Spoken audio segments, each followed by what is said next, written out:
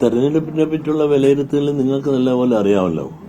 ഈ തെരഞ്ഞെടുപ്പിൽ ഇടതുപക്ഷത്തിന് ഒരു കനത്ത തിരിച്ചടിയുണ്ടായി. കോൺഗ്രസിന് വലിയ നേട്ടമുണ്ടായി. എന്നാൽ അതിനേക്കാൾ വലിയ പ്രതീക്ഷിക്കാത്ത വലിയ നേട്ടം NDAക്കുണ്ടായി.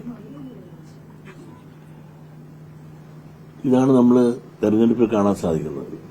പ്രത്യേകിച്ചും ഈ ആലപ്പുഴ ജില്ലയിൽ ആരിഫിനെ കുറിച്ചുള്ള ആളുകൾ തോക്കുക എന്ന് പറഞ്ഞാൽ എവിടെ തോറ്റാലും ഇവിടെ തോക്കാൻ പാടില്ലാത്തതാണ്.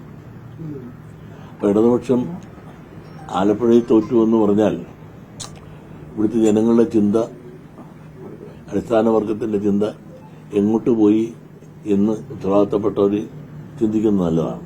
അവർക്ക് കോൺഗ്രസിനെ സംബന്ധിച്ചിടത്തോളം അവർക്ക് നേരത്തെയും 10-18 സീറ്റ് UDFന് കിട്ടിയതാണ്. ഇപ്പോഴും അവർക്ക് കിട്ടിയ ഒന്നുകൂടെ കൂടുതൽ കിട്ടി. പക്ഷെ പ്രതീക്ഷിക്കാതെ BJPക്ക് ഈ പറഞ്ഞ ഞാൻ തന്നെ എനിക്ക് കുറ്റബോധം കൊണ്ടിരിക്കും. ഈ പറഞ്ഞ തൃശ്ശൂരിൽ നിന്ന് ജയിച്ച സുരേഷ് ഗോപിക്ക് ജയിക്കുന്ന ഒരിക്കലും ഞാൻ പ്രതീക്ഷിച്ചിരുന്നല്ല. അങ്ങനെ പ്രതീക്ഷിക്കാവുന്ന ഒരു ഘടകം എന്തെന്ന് എനിക്ക് ഇപ്പോഴും ആലോചിച്ചിട്ട് മനസ്സിലാകുന്നില്ല. അദ്ദേഹം 2 വലിയ മന്നന്മാരാണ് അടിച്ച് താഴ്ത്തിട്ട് കളഞ്ഞത്. അത് ചെറിയ ഭൂരിപക്ഷത്തിലല്ല, വലിയ ഭൂരിപക്ഷത്തിൽ സുരേഷ് ഗോപി BJPയുടേത് ആദ്യമായിട്ടൊരു MP ഇവിടുന്ന് പാസായി എന്ന് പറയുമ്പോൾ BJPയുടെ കേരളത്തിലെ വളർച്ച മാത്രമല്ല, കേരള ഒട്ടുക്ക് അവർക്ക് നല്ല പെർസെന്റേജ് വോട്ട് കിട്ടി എന്നുള്ളതാണ് ഇത്തവണത്തെ തെരഞ്ഞെടുപ്പിലുള്ള ഒരു പ്രത്യേകത. ഇടതുപക്ഷത്തെ സംബന്ധിച്ചിടത്തോളം വോട്ട് കിട്ടിയെന്ന് പറഞ്ഞാൽ പോലും പലയിടത്തും ഒരുപാട് കുറവുകളും സംഭവിച്ചു എന്നുള്ളത് നേരെ തന്നെ. എന്നാൽ കോൺഗ്രസിനെ സംബന്ധിച്ചിടത്തോളം അവർക്ക് സീറ്റ് നിലനിർത്തി എന്നുള്ളത് അവർക്ക് അഭിമാനിക്കാവുന്നതാണ്. പിന്നെ ഒരു കാര്യമുണ്ട്, എന്നും പാർലമെന്റ് തെരഞ്ഞെടുപ്പ് വരുമ്പോൾ കോൺഗ്രസിനും അസംബ്ലി തെരഞ്ഞെടുപ്പ് വന്നാൽ അടുത്ത് വരുമ്പോൾ ഇടതുപക്ഷവും വിജയിക്കുന്ന ഒരു ശൈലിയാണ് കേരളത്തിൽ കണ്ടുവരുന്നത്. ഇങ്ങനെയെല്ലാം നിൽക്കുന്ന ഈ സമയത്ത് ഒരുപാട് ചർച്ചകളും സംവാദങ്ങളും ഇപ്പോൾ നടന്നുകൊണ്ടിരിക്കുന്നു.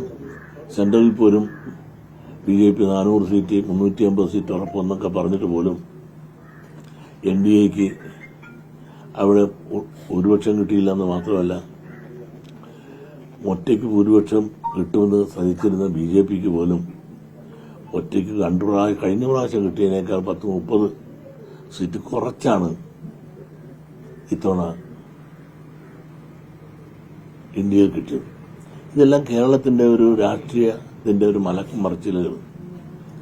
എല്ലാവരും പരസ്പരം മനസ്സിലാക്കി തെറ്റും ശരിയും എവിടെ ആർക്കെല്ലാം എന്തെല്ലാം പിശക് പറ്റി എന്ന് അവരെല്ലാം സ്വയം ഒരു ആത്മപരിശോധന നടത്താനും അതിന് പരിഹാരം കാണാനുമുള്ള ഒരു ഷോക്ക് ട്രീറ്റ്മെന്റ് കൂടെ ആയിരിക്കും ഈ തെരഞ്ഞെടുപ്പിലൂടെ രാഷ്ട്രീയക്കാർക്ക് ജനങ്ങൾ നൽകിയത് എന്ന് ഞാൻ കരുതുന്നു. ബാക്കി കാര്യങ്ങൾ എങ്ങനെ വേണമെന്ന് അവരാലോചിക്കട്ടെ, അവർ ചിന്തിക്കട്ടെ, അവർ തീരുമാനിക്കട്ടെ. ഈ പിന്നോക്ക വിഭാഗങ്ങളുടെ വോട്ടുകൾ, പ്രത്യേകിച്ച് SNDP പോലുള്ള വിഭാഗങ്ങളുടെ വോട്ടുകൾ ഇത്തവണ സ്വാഭാവികമായിട്ട് പരമ്പരാഗതമായി ലഭിക്കുന്ന പാർട്ടികൾക്ക് ലഭിച്ചിട്ടില്ല. കാരണമുണ്ട്.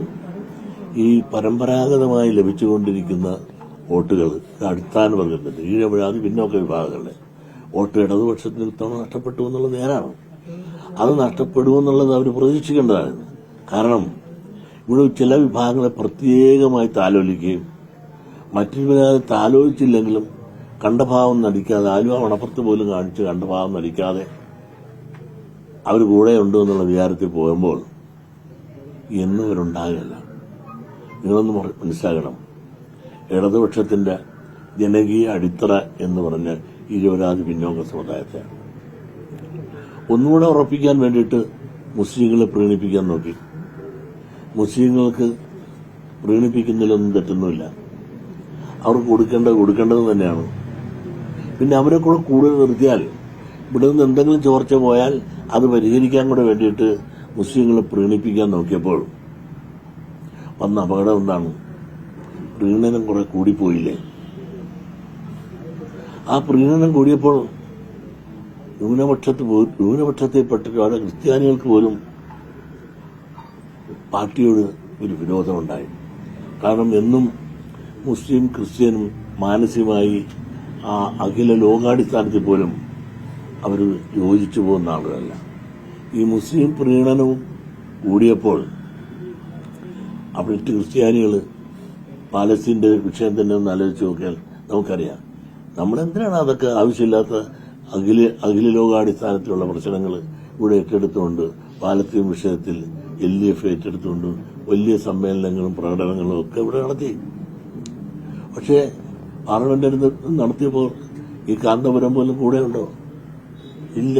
വോട്ട് വന്നപ്പോൾ അവർ മുസ്ലിങ്ങൾ ഒന്നിച്ചു നിന്ന് മുസ്ലിം ലീഗിന്റെ കൂടെ അല്ലേ നിന്നത്. പാർട്ടി കിട്ടിയ വോട്ട് മലബാർ പ്രദേശത്ത് പോലും പാർട്ടിക്ക് പോകാൻ കാരണം എന്താണ്? ഈ പ്രീണനം ഒരു ഭാഗത്ത് വിടുമ്പോൾ ഈ കാണുന്നതെല്ലാം കണ്ടും കൊണ്ടും സഹിച്ച് നിൽക്കുന്നൊരു വിഭാഗമുണ്ട്. ഈ വിഭാഗത്തിന്റെ ചോരയും നീരും കൊണ്ടാണ് ഈ പാർട്ടി വളർന്നു ഉയർന്നത്. ആ ഉയർന്നു വളർന്ന ഇടതുപക്ഷത്തെ അവർ വളർത്തിയ ആ വിഭാഗത്തെ പലപ്പോഴും വിസ്മരിച്ചു പോകുന്നു. അവരിന്ന് എവിടെയാണ് കിടക്കുന്നതെന്ന് ആലോചിച്ച് നോക്കുക. ഇന്നെല്ലാ സമ്പത്തുകളായാലും അധികാരങ്ങളായാലും അവകാശങ്ങളായാലും ആർക്കാണ് കൊടുത്തോണ്ടിരിക്കുന്നത്? ന്യൂനപക്ഷങ്ങൾക്ക് വേണ്ടി വാരിക്കൊടുക്കുക. ഭൂരിപക്ഷത്തിലെ പിന്നോക്ക വിഭാഗങ്ങളെ കൂടി ഉന്നമനത്തിലേക്ക് കൊണ്ടുവരാൻ ഉള്ള പാക്കേജ് വേണ്ടേ? ഇപ്പൊ മുസ്ലിം സമുദായത്തിന് PSC നിയമനങ്ങളിൽ അവർക്ക് അർഹതപ്പെട്ട പങ്കാളിത്തം കിട്ടിയിട്ടില്ല എന്ന് പറഞ്ഞപ്പോൾ സ്പെഷ്യൽ റിക്രൂട്ട്മെന്റ് നടത്തിയില്ലേ? അതേസമയത്ത് ഇവിടുത്തെ ഈഴവ സമുദായത്തിനുള്ള പരിഗണനയും പരിരക്ഷയും കിട്ടാത്തതിന് ഒരു റിക്രൂട്ട്മെന്റും ആരും നടത്തിയില്ലല്ലോ.